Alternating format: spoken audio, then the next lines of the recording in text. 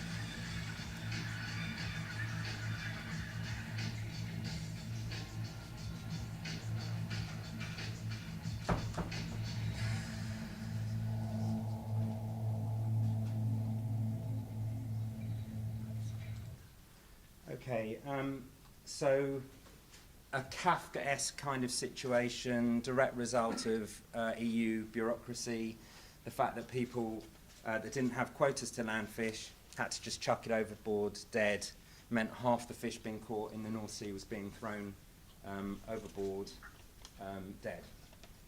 So, this was the state of play 5 days into the project.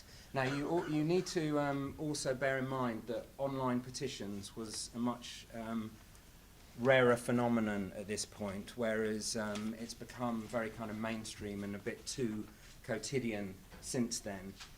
But these numbers play an instrumental part in affecting change. So it was spearheaded by Hugh Fearnley-Whittingstall, who obviously had a certain authority in the area. So the story played out across a number of platforms. So this is the Facebook page that was designed for people that were politically active. And this is another one that is designed for people that are interested in eating fish. And they're different audiences, obviously with an overlap, but you need to cater for both of them. This indicates the importance of leveraging celebrity and people with authority in the field and appealing to different fan bases, like in this case Coldplay, so that you can aggregate these different audiences and just beef up the numbers. So you can see in the first 3 days of this of the activity here, there were 70,000 comments. So there's real engagement there, and what you saw was engagement from people that just don't tend to get political, sign petitions, and be that proactive in this area. But they cared about fish. We've all got a relationship with fish, so they had a stake in it. That's stake as in S-T-A-K-E. So here again, another platform. This is the sort of political Twitter, and there was another one for the less politically engaged. This is the on channel4.com. So this is a place where probably most of the people here were just basically interested in buying and eating fish more than anything else. But it was a good entry point as well, another entry point. Mobile, obviously, increasingly important over time.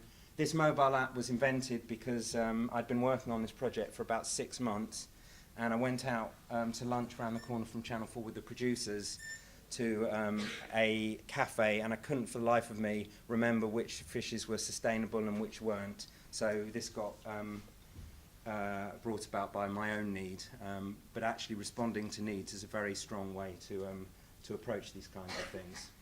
And this is the real life aspect, and in many ways the most important. So this was a very bad sculpture of a bit of a fishing boat with a digital display on the side. It was parked up in front of the offices where all the fisheries ministers worked in Brussels.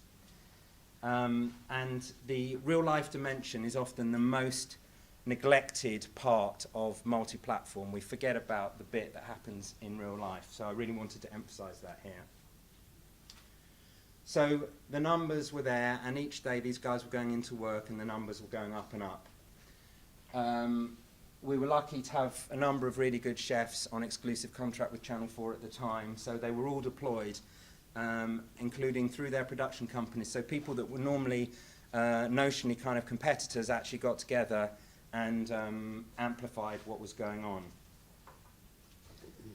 And again, you can see, you know, you have to use every tool in your every weapon in your armory to punch through the noise, because as you'll all appreciate, the internet is a very noisy place and it's very difficult to make impact on it. This is indicative of the need to have a range of interactions when you're doing this kind of project. So signing a petition takes about 90 seconds and is a perfectly legit way to get involved, but you want a kind of escalator so that to include like boring stuff, for example, lobbying your MP. It's not too glamorous, but it's very important and effective. Or in this case, there's sort of sub-campaigns to actually get people to go to their local fish shops and fishmongers and pressure them to actually be selling sustainable fish, which was effective. Now, anything you're doing interactive online, it's very important to both acknowledge the interactivity and to reward it. So here, when a primary school in a regional town does something, it's a kick to see it spotlighted on a national broadcaster's website. Likewise, if you've done well in addressing sustainability of seafood in your local town, and you feel inclined to recommend places for people to go to, you can use the army of people out there to create a directory of places where they can get sustainable fish. And some people just want to put a recipe in, and that's a perfectly legit way of engaging with the project. But all the time, it's about acknowledging and rewarding their interactivity. And here is a commercial dimension to it, so the merchandise profits went straight back into the project to do other things, including this. Although it was Channel 4's UK broadcaster, it's got very much a UK focus, but what we started to notice is that this spread across Europe very quickly. So we used some of that money and also some money from foundations, midstream, spontaneously translated the site into 13 other languages, and things grew accordingly. So there's your Swedes, and here is part of that acknowledgement and recognition. So all the time as we're going along, making impacts, those impacts were tracked and played back to the audience so that they could see that they were making progress and the project was making progress. So this is the end result. 12 weeks later, and this subject was not even due to be discussed for 18 months from when we started, but to our surprise as much as anyone else, after 12 weeks the EU changed the law and phased out discarding of fish that we saw in that video. So a few telly programs, a bit of online stuff, and a lot of fish are saved. And that is as good an example of real-world impact as you can imagine.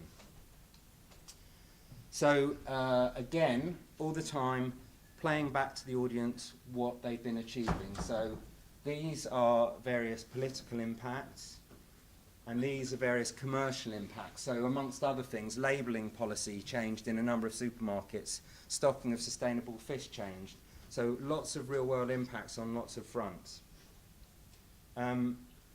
So just to sort of bring this all together, when you're doing multi-platform online storytelling, here are some of the sort of conclusions that you can draw from the case study that I've just shown you.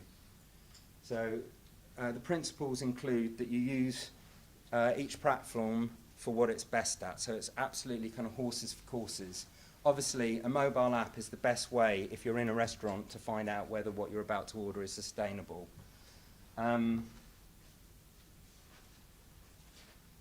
Don't neglect the real life aspects, because in fact the first thing I commissioned when I got to Channel 4 was a project called The Big Dig.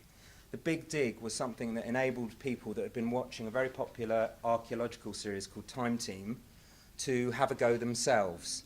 And it used online support to enable people to learn how to start archaeology properly, and it was responding to a desire the audience had requested. You know, we love watching this program. Is there a, how can we get involved? How can we do this stuff? But it's a quintessential example of the real life stuff, because what it actually involved was 10,000 people over a summer going out to their gardens and places that they owned and digging a test pit of 1 metre by metre by 60 centimetres deep, having done all the proper research into the land and basically acting pretty much like first-year archaeology students, but with the support of a public service broadcaster. With interactivity, it's essential to show that you're listening and to show some kind of gratitude for people's engagement. Radio 5 Live used to be very good at it, not so much now, but they were very good at saying things. They'd request stuff from the audience and people would text in, little one-liners, all kinds of things. They'd be really good at the end of the programme to say, you know, there was way more stuff than we could deal with. We're really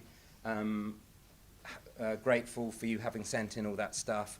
We've included as much as we could, and we really appreciate your engagement.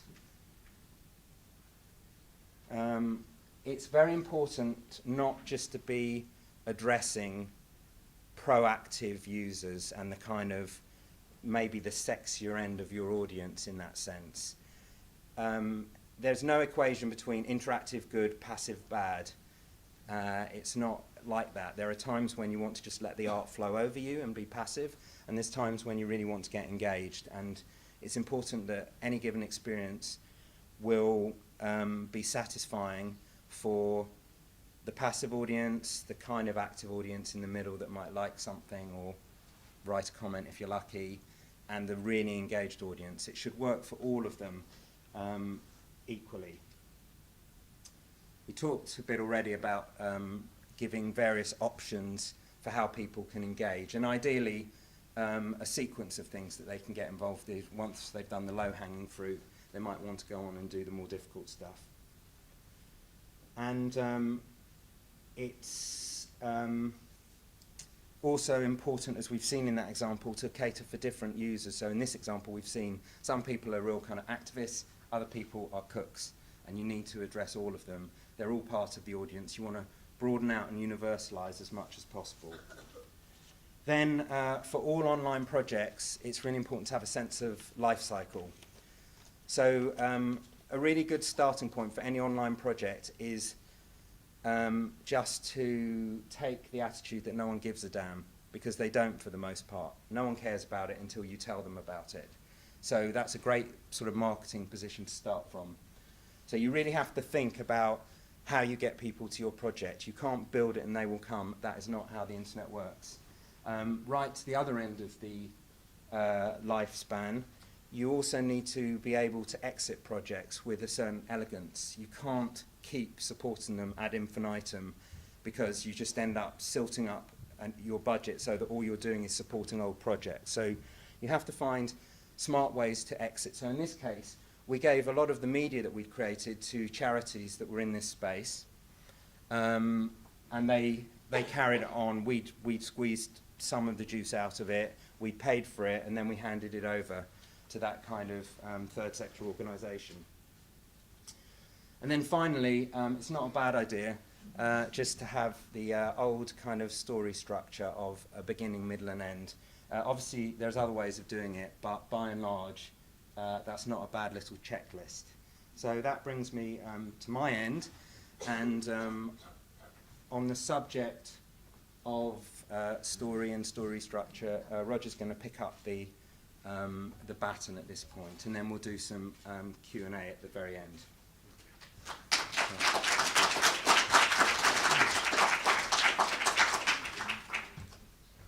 Thanks, Adam. I'll find you. Yeah, fine. Okay, hello. My name's Roger Graef. I'm a filmmaker, criminologist, and was a theatre director. And I'm going to tell you some stories. The story of how I became a filmmaker is that I wanted to change the world. And when I went to university, I was going to become a kind of campaigning lawyer, human rights lawyer, and a judge, and try and change the world. And I went to see my great uncle who was teaching law, and I said, you know, I'm going up to college, and what books on justice should I read? And he said, oh, we don't teach justice, we teach law, and the first lesson is they have nothing to do with each other. And I was very disappointed by this, I have to say. But I found myself acting in the Harvard Theatre Group in America. You might hear from my accent, I was growing up in America. And having failed to get into the choir, I went to the theatre company and joined that, and I was a terrible actor in my first year. But at the end of that, they said, who wants to direct plays? We're going to have a little experimental play next year. And I said, why not? You know, that's my whole attitude to life. You just take risks because you learn something. So I said, okay. And in directing that play, I looked at the audience and watched them watch the play. And I realized that they were paying a kind of attention which I was hoping to get through changes in the law, politics, and so on. And that's, at that moment, I had a kind of eureka moment and said, this is what I want to do with my life. Teach social justice through theater and then film, and maybe the law will change.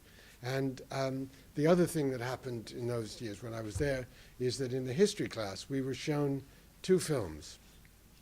The first one was called The Triumph of the Will. How many people have ever heard or seen it? Triumph of the Will? Quite a lot of you, right? Leni Riefenstahl film about a rally in Nuremberg where you see the Nazis marching. They don't have guns yet. They was marching with spades, funnily enough. But it's Hitler speaks, and the whole thing is so brilliantly done that actually when we came out in those days for a smoke in the interval, we said, we're all Nazis. It was in German, there were no subtitles, but the power of the experience, which Daniel was talking about, was so intense that we were Nazis. And then we went back in and we saw a French newsreel called Camps of the Dead, which was, I again commend to you, which is much less famous, but it was shot as they moved into the concentration camps and filmed what they saw. And we realized, of course, how awful the whole experience was. But for me, it was another eureka moment.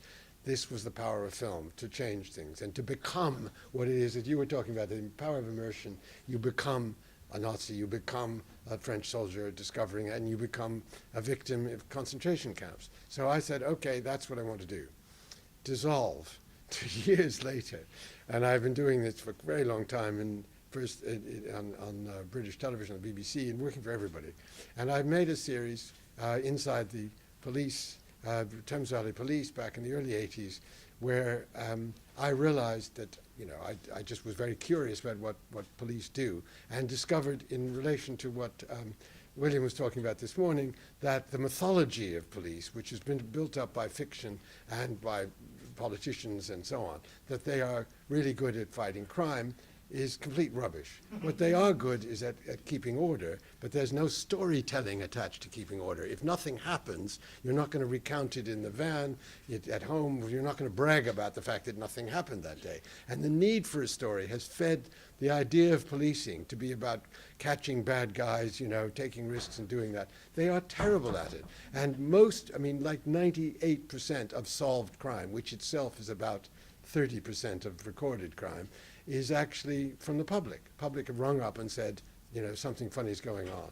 But you don't see the narrative of that because we want heroes. We want the mythology of police to be reinforced all the time. So one of the problems in policing is getting police to understand that their own job is not about being in a movie that's running in their head the whole time, in which, you know, go on, punk, make my day, but it's actually just keep it quiet, solve problems. That's why women are much better police, particularly to do with fights and ending fights, than men are, because men come along and think, this is it. And there's a very interesting problem in rural policing, which is, and including in Hampshire, and I've been making a series called Crime and Punishment with the Hampshire Police that some of you may have seen, shot in Southampton, by the way, and Winchester. But the chief constable, when I wrote a book about this, said to me, you know, we've got this thing we call the honeypot syndrome. And Hampshire's a big county, so the police will hear that there's a fight in one end.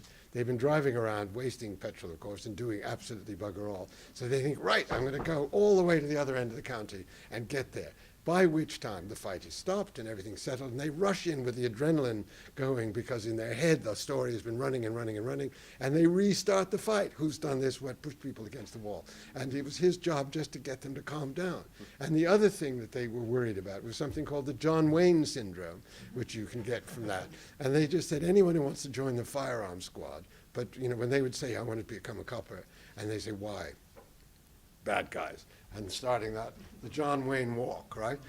That was it. And he was a good man, and he tried to keep people like that out. But actually, so much, I'm still an advisor to the Metropolitan Police, and I've made 70, with this latest series, 70 films inside the justice system. And what I try and do with my films is counter the mythology that there's actually operating in their heads sometimes. And I've said to, you know, whole groups of graduating classes of police, look, guys, you know, you do not understand your job. It is not fighting crime. It is stopping it from happening in the first place. And again, if in physics terms, if something hasn't happened, is that a thing at all? And you know, and one of the most interesting things about quantum physics and about quantum ideas of time is what is an event. Right? Now, the problem is that the processing that you were talking about, and somebody in the audience raised the point about the fascia, you did, about how we experience things. is that it's so fundamental to how our brains work that, in a way, we are coding all our experience the whole time into stories. And this is a really difficult problem to mediate. And somebody brought up Trump, and that was a very important point, because the fact that all the evidence is counter everything that he says is simply making no impact at all when people have attached themselves to the meta-narrative that he's proposed. Right? America first, for example. Get Brexit done. These slogans are slogans which define everything else, and everything else gets coded into it.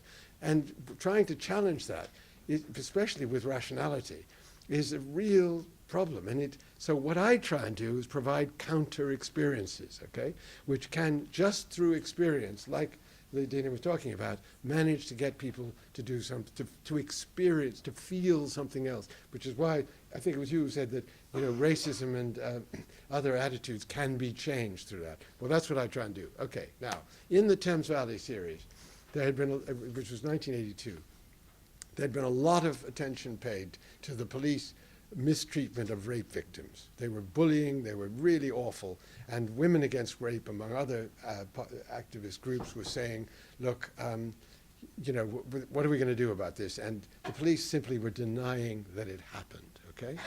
So with 6 attempts over a year of filming in Reading, we found, literally a week before we ended, there was a girl who had said that she'd been raped by 3 men, and she was being interviewed.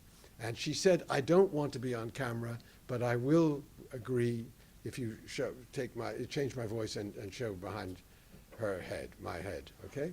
So this, how many have ever seen the rape film? Because it's you've seen it. But I mean, it was watched by 12 million people at 10 o'clock on the BBC, on BBC One, okay? 12 million people. And that was the second highest program. Dallas was the only one that was ahead of it, okay? So, and Thatcher asked questions in Parliament, and it changed the way the police handle rape victims. Now, the point was, because she said, I don't want to be on camera, the camera was behind her, and everybody in the audience experienced these coppers leaning forward and bullying her and saying, you know, how many times have you had sex? You're on the game. We don't believe you. We think you did have sex, but we went willingly, and so on. And they're very aggressive, very unpleasant. And it was normal for them. They didn't think there was anything odd about it because she was slightly mentally handicapped, and they thought she'd be terrible in court. And they say so. But the coldness and the lack of empathy and so on was felt viscerally by 12 million people, including Margaret Thatcher, who many people didn't think had feelings at all.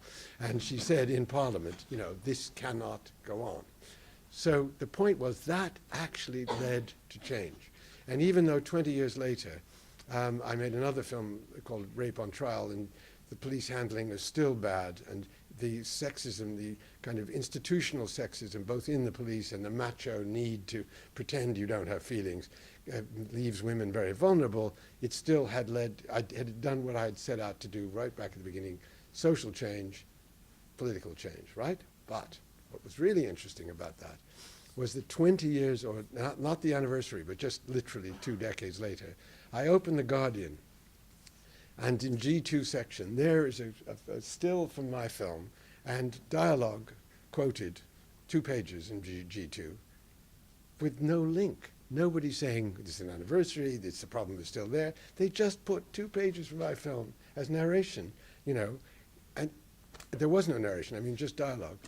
And I thought to myself, now what is going on here? I mean, it's very flattering, but, you know, how come? Why is this in there?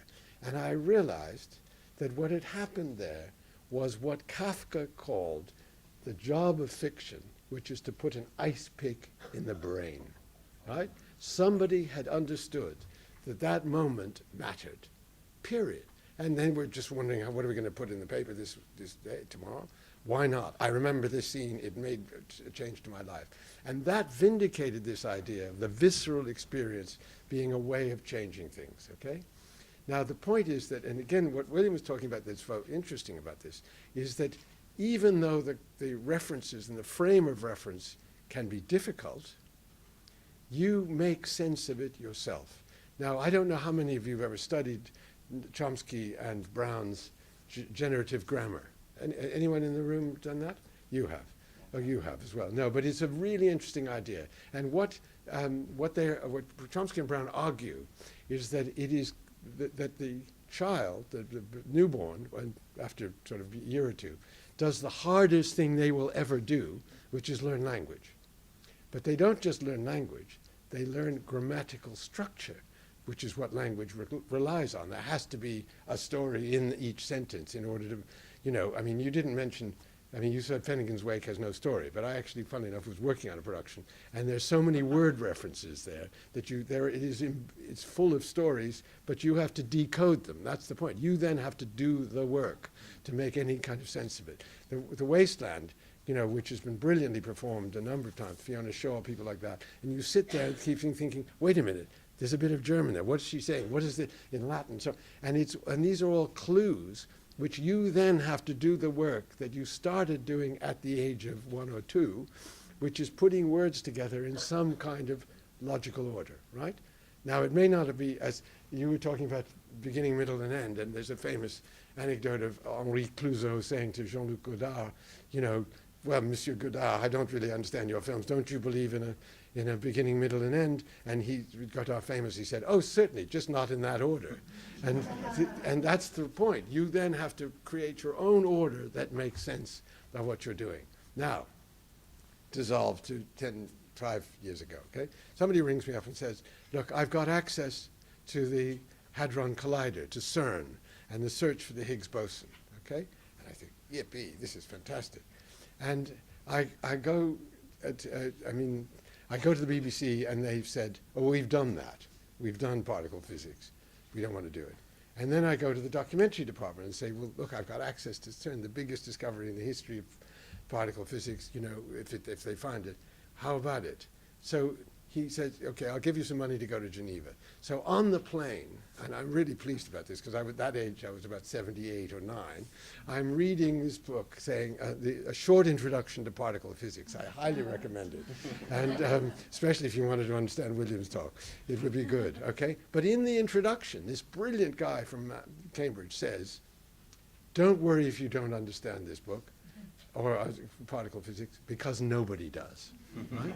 And you think, okay, you're writing a book about something you don't understand and nobody else does, but a book is linear and it's assuming that you're following the argument. Contradiction in terms, right? It would seem. And then I did look at some of those BBC films about particle physics, which, by the way, are excellent. They're Horizons, and one of them is about the meaning of nothingness, as it were. And the physicist says to the woman director, how are you doing? How are you doing? And she says, well, I think I'm beginning to get my head around it. Literally, those are her words. And I was very empathetic to that. And the guy said, don't worry if you don't understand it, because nobody does. So here you have people getting up, going to work, writing books, giving interviews about something that nobody understands. And yet, as far as I'm concerned, you can't make sense of something truly if you don't understand it except through experience. And to a degree, we struggle with that, but it was my job then to try and create a little window, okay? So I'm in Geneva, I'm at the CERN, and there's this huge, the Hadron Collider is about 4 stories high. And I'm talking to one of the 3 teams that is looking for the Higgs. And I said to her, look, how many times a second do you fire the particles around a 27-kilometer tunnel, right? That's what they've done, build it into the rock in France and Geneva. And she said, well, it was 4 million. 4 million times a second you do this, right? And she said, yeah. And I said, well, how many of those, you've been going for 6 months, how many of those look like the collision that produced the Higgs boson? And she said, 6. I said, okay. And she said, you have to understand, it's like firing knitting needles across the Atlantic from both sides and hoping they will collide. It's that. Okay? And I said, well, we just filmed the engineers saying that they would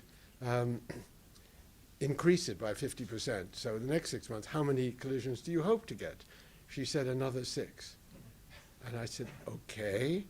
And I started laughing. And she said, why are you laughing? I said, this is the biggest and most expensive machine ever built. And you're looking for the smallest particle ever conceived, and you'll never know if you found it or not. Now that's funny, at least in William's term. And she said, I don't think it's funny at all, okay? So I come back to the BBC and I say, look, okay, we've got access, it's all very interesting. And the head of this documentary strand says to me, well, are they going to find the Higgs boson? And I said, well, I don't know. It's a search, that's the point of the film. Okay.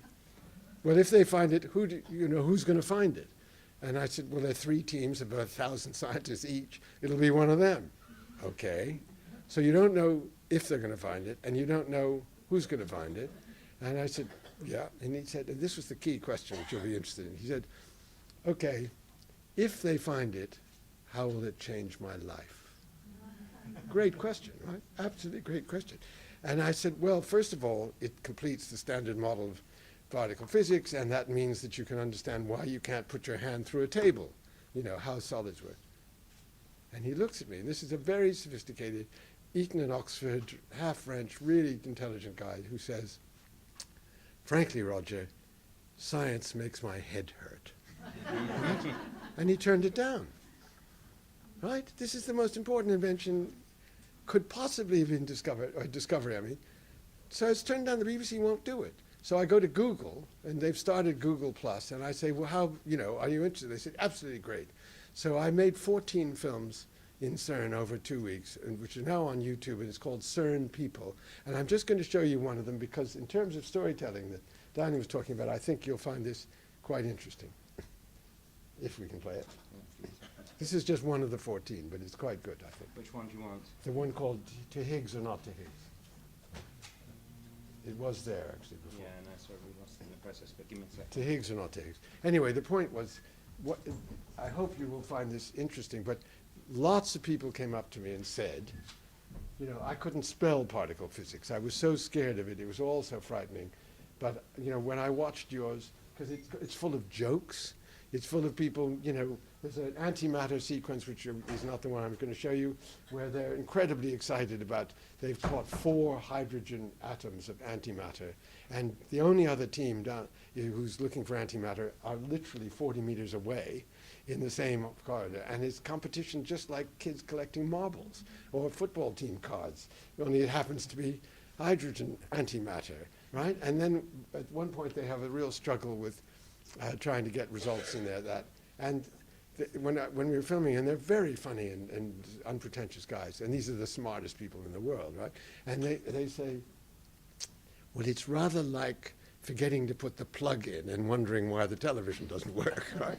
And so what they were doing was managing to take these unbelievably abstract concepts in which nobody understands what they're doing and turn it into ordinary experience that people could relate to. And that was the point of doing this. And I have to say, have you found it yet? Is it to be or not to be the Higgs? That's right, that's the one. Well, anyway, you see it first, and then I will talk about it.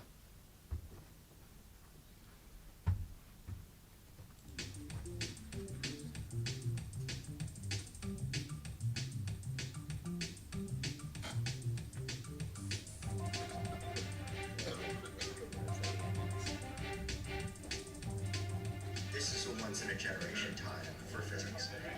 This doesn't happen every day. And you have to keep reminding yourself of that when your code is crashing or you've been given a particularly difficult grilling in an approval meeting. You have to keep kicking yourself. We are really extremely privileged to be working here at the time that we are.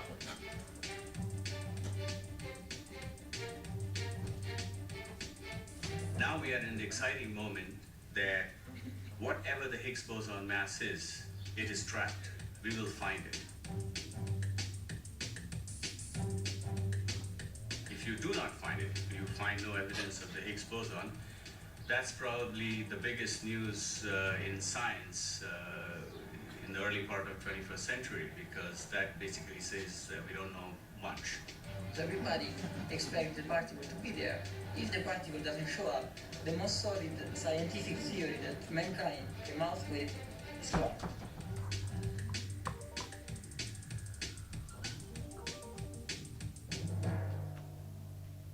The worst case scenario we're facing is that by the end of next year, we see the Higgs. It's very standard model-like. It's what we expected it to be. and nothing else.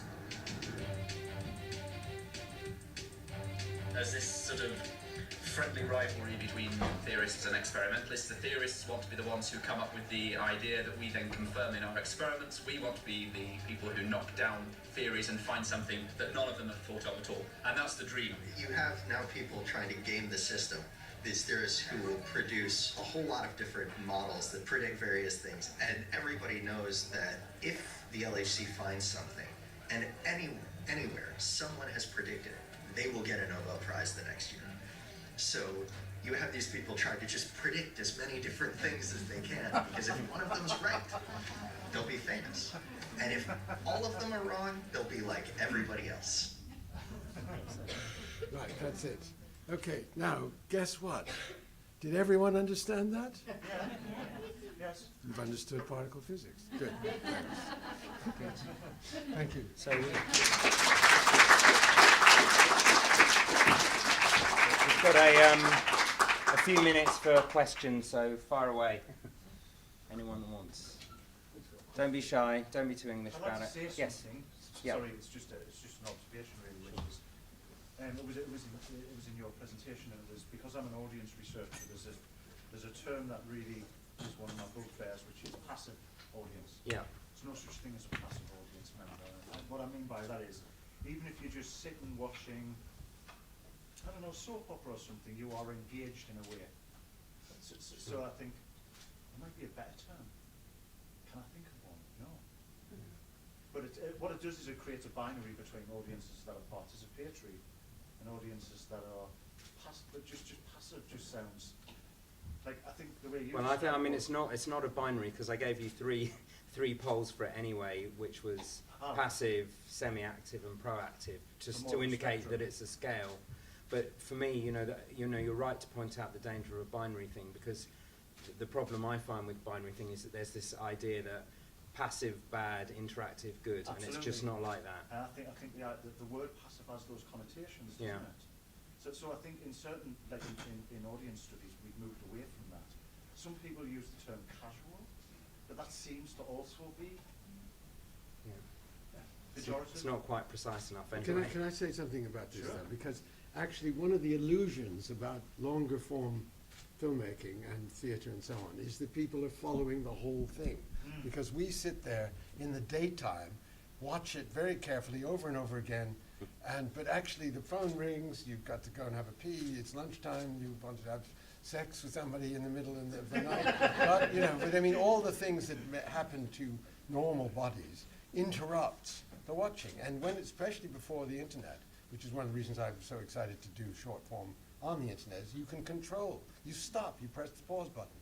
But when it was live telly, you just missed it. So one of the principles that I developed in order to address what you were talking about, the casual viewer, was to say, I want every scene in the film to stand for the whole film. So that even if people have only seen a fragment of it, they will get the point. And in that sense, that deals with this casual question about it. Even if they're casual, if they've watched 5 minutes of it, then they get something from it, you know? That's quite particle physics, isn't it? It is very, fractals. absolutely. But I think that's true about the illusion of narrative, the illusion of communication. Even with the two of us giving our talks and all of the ones before, you were sitting there thinking, oh, I wonder when the tea break is. Oh, it's an hour late. What train am I taking? All of that interrupts your flow. So it is much more like the wishy-washy, timey-wimey that you were talking about than the illusion of narrative. Yeah, that's good. Except Yes. in VR, perhaps. Except in VR. Which is Absolutely. an opportunity. Except in VR. Any question? They want their lunch. Martin, can you just briefly tell us a bit about expand a bit on what you're doing at the moment? I mean, it's all absolutely fascinating. What are you guys? Both of us. Yeah, you go first. Okay, so I've become something of a specialist in short form online video. So I'm commissioning for Red Bull Media House and actually for Little Dot at the same time. And, it's a whole game changer because, Roger was talking there about getting 12 million people involved in a show, which is an incredible achievement.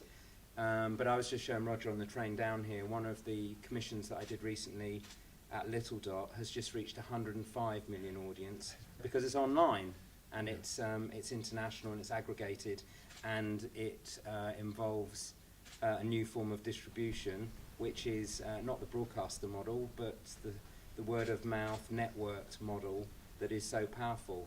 So, you know, the success of that film is largely to the fact that people share it around them. So that's really my main focus at the moment. Okay, well, I don't know how many of you saw Crime and Punishment. There's another 6 coming on from the April to the 20th, which is, again, it's the criminal justice system in Hampshire, so you might find that of some interest. Channel 4, 9 o'clock Mondays. But the next project I'm doing, there are 2 of them, are both interesting. One is online.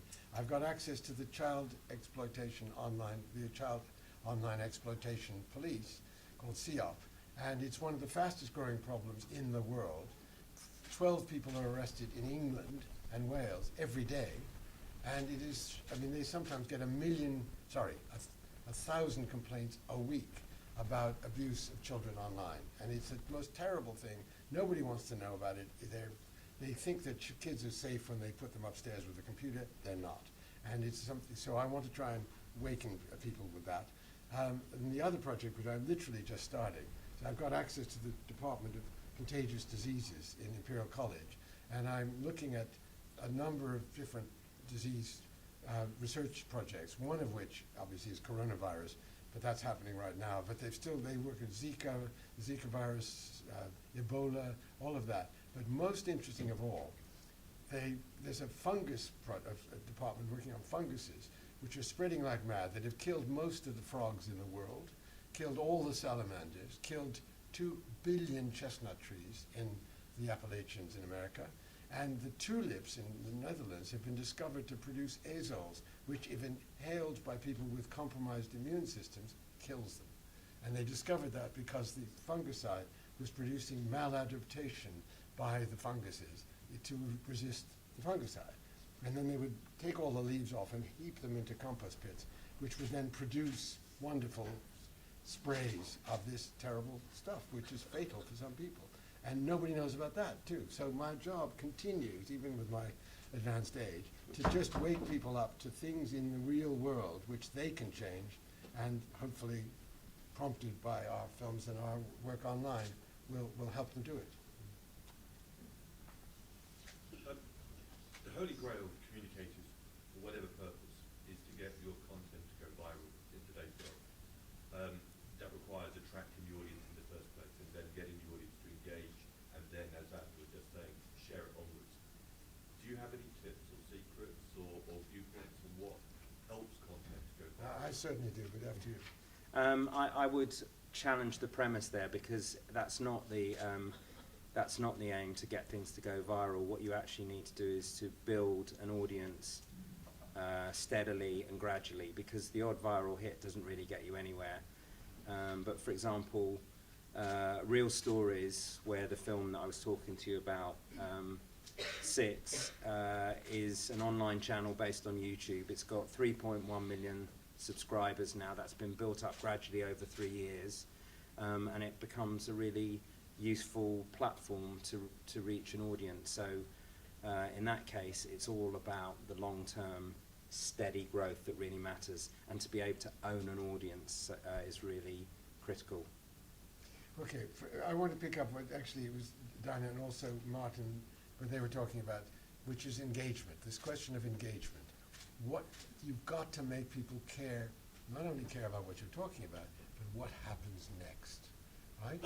And for me, all the secret of all the films I've made is that I go into places like Great Ormond Street, for example. I made a whole series, 12 films there, in which for the first 2 years just negotiating about what stories to tell. And they said, this is really interesting in terms of the mythology you were talking about, superheroes, right? They said, we don't want to be heroic nurses and doctors. It isn't true. And it raises expectations. So when the parents come, they expect miracles, because always on television, scientists are eurekas. They've solved it, right? So after 2 years, we said, okay, we're going to focus on the cases of these are the best children's doctors in the world where you don't know what to do. And I come from a medical family, and I can tell you, for doctors to admit they don't know what to do is a big deal. And so I don't know how many people saw it, but The first 3 took another 2 years to make, and they were so pleased by this, even though they thought all their fundraising would drop, to disappear, that when the first films went out and children started dying on camera, on television, which had never happened in the tradition of these things, there was a Sunday Times Fun Run which tripled its donations because they said, right, you need our help, okay? And then after the second series, which they gave us 6 more to do, they called us in and we said, oh Christ, this is a story, by the way. You see, I'm trying, you want to know what happens next, right? So we said, oh God, who have we offended? You know, what's the problem? Awfully sorry. And they said, no, doctors and nurses love it. But the big change was with the children, with the parents coming in with very sick children. They now had more realistic expectations, and it completely changed the relationship between the nurses and doctors and the new parents who weren't expecting miracles. They understood. Now that's what you do. You create a caring about what happens next and keep them uncertain and live with the uncertainty. That's what stays in the brain. And it's a different part of the brain that operates when you know that the people behind the camera don't know either, as when everyone's sharing the uncertainty. Back to William's talk, the uncertainty principle about whether if you observe it, you change it. Yes, of course, but the point that Schrödinger was making was actually that you can't have a cat that is both alive and dead at the same time. No, that's the point. No, but in other words, even though you get that and your head just goes, as you rightly say, what? And he's saying, that's not, you can't have it. Even though Einstein proved it, and they just couldn't handle the idea of an electron in 2 places at once. So it's that difficulty that makes it engaging. Thank you. I have a question for both of you. As you've moved some of your activism work to more online spaces, have you incorporated any sort of culture jamming or more subversive social activism? Culture jamming? Some of the more the things that aren't sort of blatantly open about being activist while still promoting sort of an activist message. So we see things like, one example is like vandalizing billboards that are for a specific company, you know, for BP oil, you know, that sort of thing, Yeah. or using a satirical Twitter account, Sure. or things like that that sort of get at it a different way rather than Largely not for me, but bear in mind I was working for a public service broadcaster, so there are kind of limits in that in that respect. There were a couple of projects that I always wanted to do that I haven't been able to do yet. One of them was I quite like the idea of filling the internet full of crap, basically, in terms of just encouraging people when they're faced with a form to just fill it up with nonsense and to spend a lot of time corrupting their data. It's only a sort of, and even maybe modify their behaviour a bit to corrupt their data, because it would be quite a good way to fight back. I mean, it's still quite marginal, and I'd still like to do that project, but I haven't done it yet. I just want to say 2 things there. First of all, the rubbishing of media studies that conventionally happens in the MPs and, you know, in the media itself, I think is outrageous, because I think every primary school child should be taught how to decode what they're being told. And it's just a disgrace that doesn't happen, a complete and total disgrace. It's like not learning to read, you know? They wouldn't ever think that, but... That's why they do it, right? Yeah. Because we're looking at them. Exactly, Yeah, exactly, absolutely yeah. right. But I'm just saying, that's point 1. But point 2 is, at least from my point of view, I don't want people to say, I know what he thinks. I want them to have the unmediated experience and then have a debate. And the best films that I've made, including that rape film, was one where the audience switched off and then argued. Was she raped? Wasn't she raped? Were the cops doing the right thing? You know, the uncertain, the unanswered question is the ice pick in the brain. So if you immediately signal where you're coming from, then that's propaganda. Mind you, I've been accused of being a bourgeois liberal, which I am. So, One final question. Okay, so I'm